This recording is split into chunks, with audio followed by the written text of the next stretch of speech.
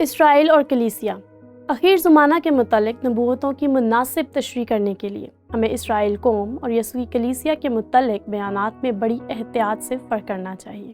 میں مشل ہوں، جسے متی 24ویں باب کا آغاز جاری رکھتا ہے۔ یروشلم میں ہیکل کو چھوڑنے کے لیے تیار ہے۔ وہ ہیکل میں تھا اور اس نے کیا سکھایا، یا میرا ایمان ہے کہ یہ ہماری مدد کرتا ہے کہ خدا کے اس منصوبہ کو جو وہ اسرائیل کے لیے رکھتا ہے اس میں فرق کو جانے، جیسے میں نے اصول میں نشاندہی کی ہے، اور خدا کا موجودہ منصوبہ کلیسیا کے لیے، حتیٰ کہ مستقبل میں کلیسیا کے لیے منصوبے کو متی براہ راست، جسے میں نے کہا اس کی انجیل پہلے یہودیوں کے لیے تھی اور یسوع نے یہودیوں سے بات چیت کی، اور میرے خیال میں وہ اپنی بات چیت جاری رکھتا ہے، خاص کر اپنے لوگوں سے، جیسے ہی وہ یروشلم چھوڑتا ہے، اور اس لیے ہم یسوع کی ہیکل کے متعلق پیشن گوئی کو دیکھتے ہیں۔ اور یہاں وہ آیات ہیں کہ وہ کیا کہتا ہے۔ متی 24 باب 1 سے 2 آیت۔ اور یسوع ہیکل سے نکل کر جا رہا تھا، اور اس کے شاگرد اس کے پاس آئے تاکہ اسے ہیکل کی تعمیریں دکھائیں۔ اور دوسری اناجیل میں یہ اس حقیقت کے متعلق ہے کہ وہ ہیرودیس کی ہیکل کی شان و شوکت کے متعلق بات کر رہے تھے۔ ہیرودیس نے دوبارہ سے ایک بڑی ہیکل تعمیر کروائی، جس کو پہاڑی ہیکل کہا جاتا ہے، اس لیے وہ اس کے متعلق بات کر رہے تھے۔ اور دیکھو یسوع اس قابل تعمیر عمارت پر، اس سہولت پر، اور وہ اس کے اس رد عمل پر حیران تھے۔ ہم پڑھتے ہیں، اس نے جواب میں ان سے کیا کہا؟ تم ان سب چیزوں کو نہیں دیکھتے؟ خیر، یہاں ایک تصویر ہے، بلکہ ہیرودیس کی دوبارہ سے درست تعمیر شدہ ہیکل کی، اور یہ ایک عظیم الشان عمارت تھی۔ اس کی خوبصورتی، پتھر اور سب ہاتھ کی دستکاری، اور ہم لوگوں کو کھیل کے میدان اور غیر اقوام کے ہیکل کے احاطہ میں دیکھ سکتے ہیں، اور اس لیے وہ یہ اس پر دیکھ رہے تھے۔ یروشلم سے باہر آپ میلوں فاصلے پر دیکھ سکتے ہیں، کیونکہ یہ پہاڑ پر ہے، اور اس لیے یسوع نے جواب دیا اور یہ کہا، میں تم سے سچ کہتا ہوں کہ یہاں کسی پتھر پر پتھر باقی نہ رہے گا جو گرایا نہ جائے۔ حیرانگی ہے کہ ان کے نظام کے لیے ایک حیرت انگیز بات تھی کہ وہ کیا بات کر رہا ہے۔ دراصل ہم جانتے ہیں کہ 4 رسول تھے، اور ہم دیکھتے ہیں کہ یہ مرکز کی انجیل میں ملتا ہے۔ پطرس، یعقوب، یوحنا اور اندریاس، جو پطرس کا بھائی تھا، یسوع کے ساتھ تھے، اور انہوں نے اس سے 2 سوال پوچھے، اور وہ 2 سوال یہ ہیں: ہم کو بتا کہ یہ باتیں کب ہوں گی؟ آپ اس گفتگو کی شدت دیکھ سکتے ہیں جب یہ چیزیں ہونے کو ہوں گی، کہ یسوع کی طرف سے خطرے کا ایک اعلان ہوگا۔ اور دوسرا سوال یہ ہے، اور تیرے آنے اور دنیا کے آخر ہونے کا نشان کیا ہوگا؟ آپ جانتے ہیں یہ کب ہونے والا ہے، اور ہم کیسے جان سکتے ہیں کہ یہ ہونے والا ہے؟ اس جوہر میں وہ اس سے کیا پوچھ رہے ہوں گے؟ خیر، یسوع نے ان کو اس سوال کا کوئی خاص جواب نہیں دیا، لیکن ہم جانتے ہیں کہ 70 عیسوی میں یہ ہوا۔ یہ تب ہوا جب رومی جنرل تیتس اور رومی سپاہی آئے، اور انہوں نے نہ صرف ہیکل کو مسمار کیا اور پتھروں کو گرایا، بلکہ یروشلم کو بھی تباہ کر دیا۔ اس لیے یسوع یہاں پر اس بات کی پیشن گوئی کر رہا ہے جو 35 سال بعد ہونے کو ہے، اور ہم جانتے ہیں ایسا ہوا، لیکن اس نے سوال کا کوئی خاص جواب نہ دیا۔ اب دوسرے سوال کا تعلق اس بات سے ہے کہ وہ کون سے رہنما نشانات ہوں گے جو اس تباہی کی اصطلاح میں پیش کیے گئے ہیں، لیکن خاص اصطلاح میں یہ کہ اخیر زمانہ میں کیا ہونے کو ہے۔ جب وہ اس سوال کا جواب دے رہا ہے تو وہ 70 عیسوی سے آگے ہونے والے نشانات دے رہا ہے، کیونکہ ہر وہ بات نہیں تھی جو یسوع نے 70 عیسوی کے بارے میں کہی تھی۔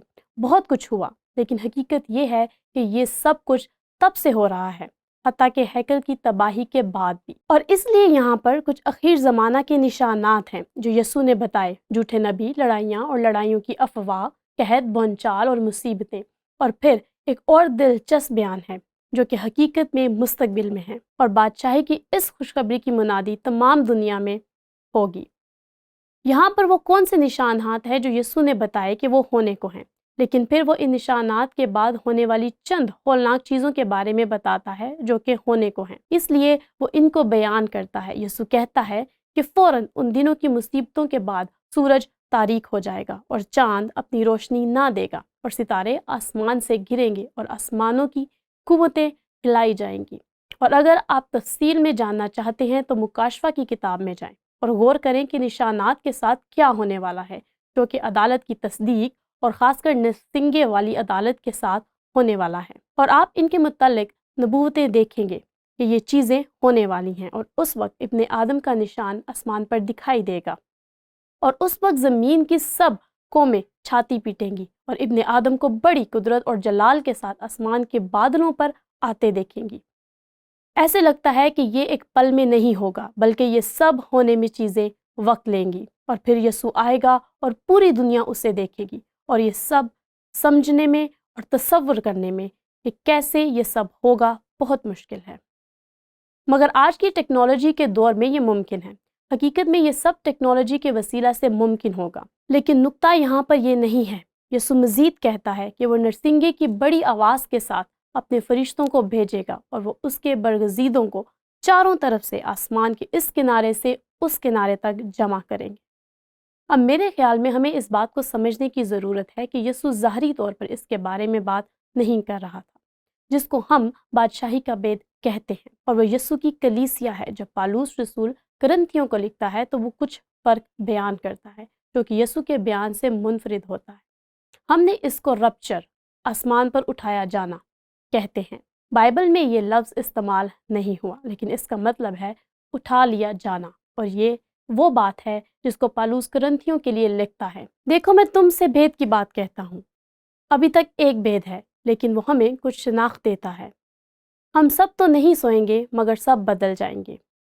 یہ خوش کلامی ہے، سو جانا، مرنے کے لیے۔ یہ بہت خوبصورت لفظ ہے، کیا یہ نہیں ہے؟ مگر سب بدل جائیں گے ایک دم میں۔ اب یہاں وہ سب کے بارے میں بات کرتا ہے جو مرے ہوں گے اور جو زندہ ہوں گے۔ یہ ہوگا ایک پل میں۔ یہ ہرگز ویسے نہیں لگتا جس کے بارے میں یسوع نے بات کی۔ یسوع کیا بات کرتا ہے کہ نشانات ایک بڑے ہونے والے واقعہ کی طرح اشارہ کریں گے، اور پھر ایسا ہوگا، لیکن یہ ہونے کو ہے، اور یہ ایک دم میں، ایک پل میں، پچھلا نرسنگا پھونکتے ہی ہوگا۔ اور میرے خیال میں جس کا یسوع نے حوالہ دیا کہ اس سے فرق نرسنگا ہے، کیونکہ نرسنگا پھونکا جائے گا اور مردے غیر فانی حالت میں اٹھیں گے اور ہم بدل جائیں گے۔ جو مسیح میں سو گئے ہیں وہ غیر فانی حالت میں جی اٹھیں گے اور ہم بدل جائیں گے۔ جو زندہ ہیں اور جو مر گئے، دونوں، کیونکہ نرسنگا پھونکا جائے گا اور مردے غیر فانی حالت میں اٹھیں گے اور ہم بدل جائیں گے۔ پالوس اسی صورتحال کو مختلف طریقے سے بیان کرتا ہے جب وہ تسلنیکیوں کو لکھتا ہے، جو اپنے مرنے والوں کو بہت پیار کرتے ہیں، اور وہ اس بات کی وضاحت کرتا ہے کہ کیا ہونے والا ہے اور کیا ہوگا جب ایماندار زمین سے اٹھا لیے جائیں گے، جس کو ہم رپچر، کلیسیا کا آسمان پر اٹھا لیا جانا کہتے ہیں۔ پالوس لکھتا ہے کیونکہ خداوند خود آسمان سے للکار اور مقرب فرشتہ کی آواز اور خدا کے نرسنگے کے ساتھ اتر آئے گا، اور پہلے تو وہ جو مسیح میں موئے جی اٹھیں گے۔ وہ جو مسیح میں موئے ہیں۔ میں ایک بہت پیارے بھائی کے جنازے پر گئی، اور جسم کا نہ ہونا لیکن خداوند کے ساتھ ہونا۔ لیکن جس دن یسوع آئے گا اور وہ نیا جسم لے گا، اور اس لیے اگر میں ابھی تک زندہ ہوں، پھر ہم جو زندہ باقی ہوں گے، جو کہ ممکن ہے، یہ ممکن ہے کہ ہم نہیں جانتے، ان کے ساتھ بادلوں پر اٹھا لیے جائیں گے تاکہ ہوا میں خدا کا استقبال کریں، اور اس طرح ہمیشہ خدا کے ساتھ رہیں گے۔ اور پھر یہ وہ خاص الفاظ جو میں اپنے پیارے بھائیوں کے جنازوں کے لیے محبت میں استعمال کرتی ہوں۔ بس تم ان باتوں سے ایک دوسرے کو تسلی دیا کرو، کیونکہ یسوع مسیح میں ایک زبردست امید جو ہمیں ملتی ہے۔ اس لیے یہاں پر ہمیں اس تناظر میں یسوع جو بیان کر رہا ہے اور پالوس جو بیان کر رہا ہے، ان میں مختلف صورتحال نظر آتی ہیں، لیکن یہ دونوں مسیح یسوع کی آمد ثانی کے تعلق کو بیان کر رہے ہیں۔ پہلا واقعہ یہ ہے کہ ایمانداروں کو ایک جگہ جمع کرنا، اور پھر ایمانداروں کا عدالت کے لیے زمین پر آنا، یہ دوسرا واقعہ ہوگا۔ امید ایک ہے۔ دوسری عدالت یہ ہے جیسے یسوع زمین پر عدالت کرنے آئے گا اور اپنی بادشاہت قائم کرے گا۔ لیکن یہاں پر سوال ہے، اگرچہ یسوع نے متی 24 باب میں بنیادی طور پر لیکن امتیازی طور پر نہیں، ایک مستقبل میں ہونے والی ایذا رسانی اور بڑی مصیبت ہوگی۔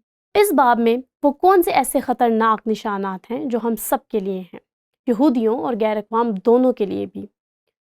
کون مسیح پر ایمان کے وسیلہ سے ان کی روحانی بادشاہت کے حقیقی لوگ ہوں گے؟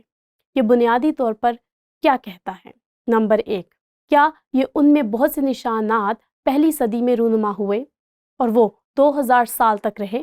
بہت سے جھوٹے نبی، لڑائیوں کی افواہ، قحط اور بنچال، ابتدائی صدی میں سارے شہر تباہ ہو گئے۔ آپ میں سے کچھ لوگ بیت سیان کے ہوں گے، جس کو انہوں نے دوبارہ تعمیر کیا۔ 600 عیسوی میں یہ 40,000 لوگوں کا شہر تھا۔ پورا شہر بونچال کی وجہ سے برباد ہو گیا تھا۔ اس وقت کے آغاز سے بہت سے بونچال آئے، یہ ساری چیزیں رونما ہوئیں، لیکن اس کا سادہ سا مطلب یہ ہے کہ ہمیں اس کی تشریح کرنی چاہیے۔ جو نشانات ہم دیکھتے ہیں، جن کا یسوع نے حوالہ دیا، یہ ہو سکتے ہیں، لیکن ہمیں محتاط ہونا چاہیے۔ دوسری طرف، اور یہاں پر بہت خاص نقطہ ہے، اگر ہم دیکھتے ہیں کہ جو کچھ دنیا میں ہو رہا ہے کیا ان کا تعلق ان نشانات سے ہے، اس کا مطلب ہے کہ رپچر کسی لمحے بھی ہو سکتا ہے۔ یہ مسیح کی کلیسیا کا اٹھا لیا جانا ہے، لیکن بے خبر ہمیں ہر لمحے تیار رہنا چاہیے جو کہ اس کی تکمیل ہوگی جب وہ کلیسیا کے لیے زمین پر آئے گا، اور پھر جب وہ واپس زمین پر سلطنت اور حکومت کرنے آئے گا۔ اور یہ وہ ہے جب یہودی حقیقت میں پکار اٹھیں گے کہ مبارک ہے وہ جو خدا کے نام سے آتا ہے۔ لہٰذا یہ اصول یاد رکھیں جو کہ اس حوالے سے ابھرتا ہے۔ اخیر زمانہ کے متعلق نبوتوں کی مناسب تشریح کرنے کے لیے ہمیں اسرائیل قوم اور یسوعی کلیسیا کے متعلق بیانات میں بڑی احتیاط سے پرکھ کرنا چاہیے۔